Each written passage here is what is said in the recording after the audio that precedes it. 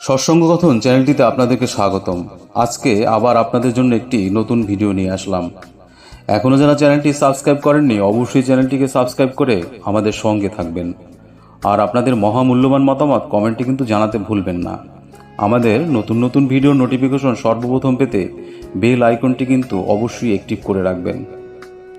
একবার আলোচনা প্রসঙ্গে শ্রী ঠাকুরকে একজন প্রশ্ন করলেন, শাস্ত্রে গারস্থ আশ্রমকে শ্রেষ্ঠ বলা হয়েছে, অথচ গারস্থ আশ্রমে তো বেশিরভাগই কেবল অর্থ, কাম এবং স্বার্থের সংঘাত। ফলে কত রকমের দুঃখ, দুর্দশা, ভাগ্য বিপর্যয়, রকম রকম দুশ্চিন্তা, আবার ঝগড়া, মারামারি, ঠোকাঠুকুরি প্রাবল্য। তাতে অনেকেই তো পরিশ্রান্ত, হতাশ এবং অবসন্ন হয়ে পড়ে। তবে একে কেন শ্রেষ্ঠ বলা হয়েছে? শ্রী ঠাকুর বললেন, মানুষ প্রথমেই লক্ষ্য করে বেঁচে থাকা এবং বৃদ্ধি পাওয়া, অর্থাৎ বিইং এবং বিকামিং। বাঁচতে হলেই, ব্যক্তিত্বকে রক্ষা করতে হলেই চাই পরিস্থিতির তুষ্টি এবং পুষ্টি। কারণ পারিপার্শ্বিকের সংঘাত হতেই বোধ আমি বা অহং।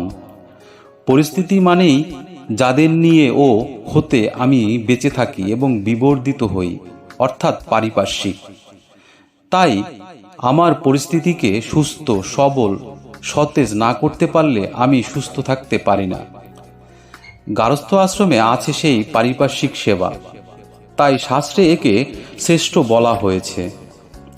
আমরা যখনই এই পারিপার্শ্বিকের সেবা বিমুখ হয়ে পড়ি, ভ্রান্ত স্বার্থ বুদ্ধি অনুসরণ করি, পারিপার্শ্বিককে না দিয়ে গ্রহণ করার বুদ্ধি যখন আমাদের আসে, তখনই দুনিয়া আমার নিকট বিপদ সংকুল হয়ে ওঠে।